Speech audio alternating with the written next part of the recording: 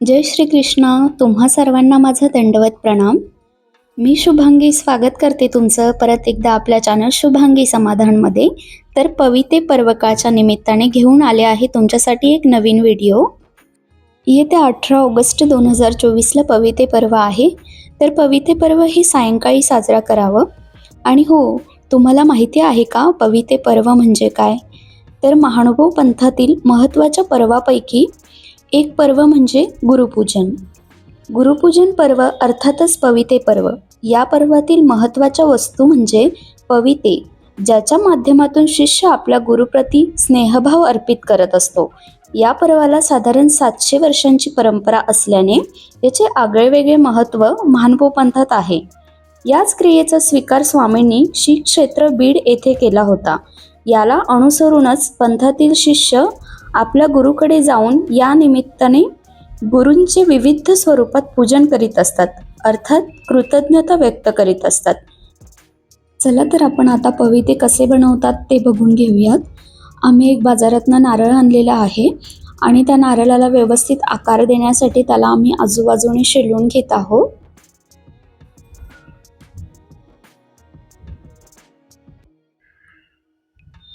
तुम्हाला अशा प्रकारे नारळाचा संपूर्ण अनवॉन्टेड जो भाग आहे ते सगळं काढून घ्यायचं आहे त्याला व्यवस्थित आकार येण्यासाठी.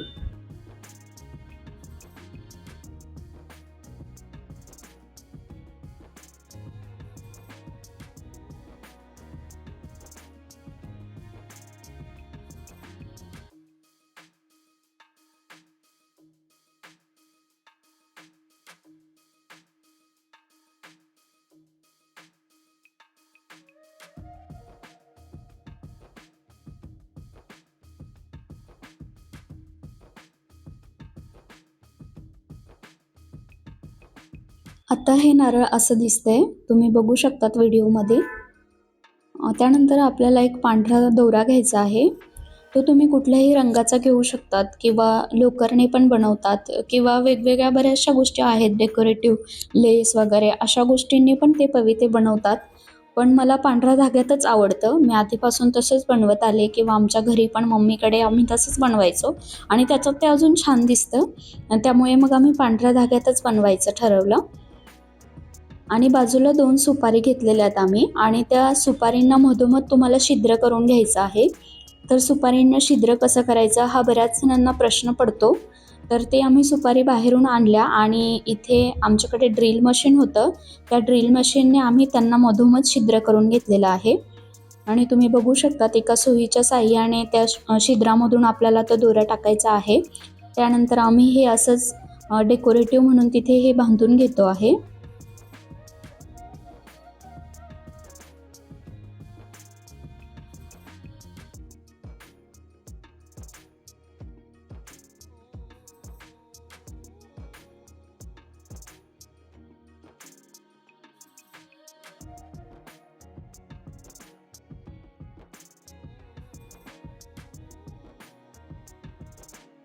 तुम्हाला नारळाच्या दोघं कडेला ह्या दोघं सुपाऱ्या बांधायच्या आहेत. त्या कशा प्रकारे बांधायच्या ते व्यवस्थित तुम्ही व्हिडिओमध्ये बघू शकतात.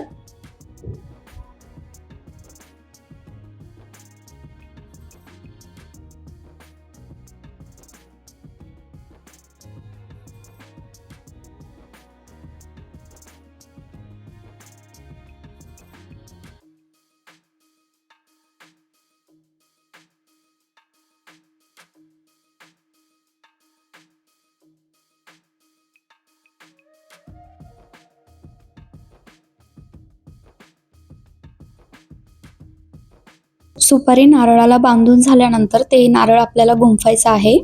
तर ते तुम्ही व्हिडिओमध्ये बघू शकतात ते तुम्हाला कशा प्रकारे गुंफायचं आहे ते.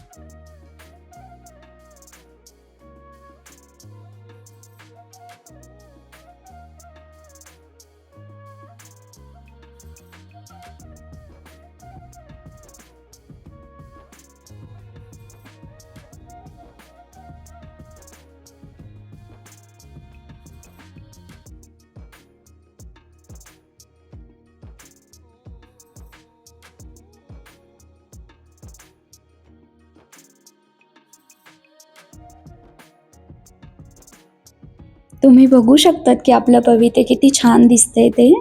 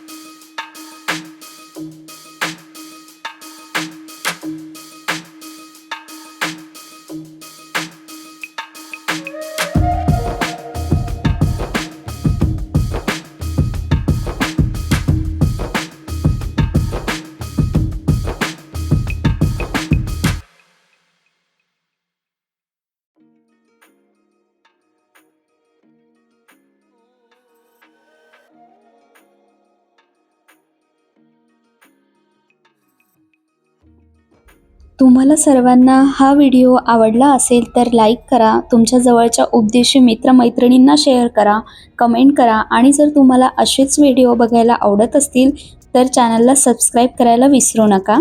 तर कमेंट्समध्ये मला नक्की कळवा की पविते कसं बनलेलं आहे आणि तुम्ही कसं बनवतात. चला तर भेटू आपण पुढच्या व्लॉगमध्ये. दंडवत प्रणाम. ऐका ना, या व्हिडिओमध्ये जर माझ्याकडून काही बोललं गेलं असेल किंवा काही चूक झाली असेल तर मला कमेंटमध्ये नक्की सांगा.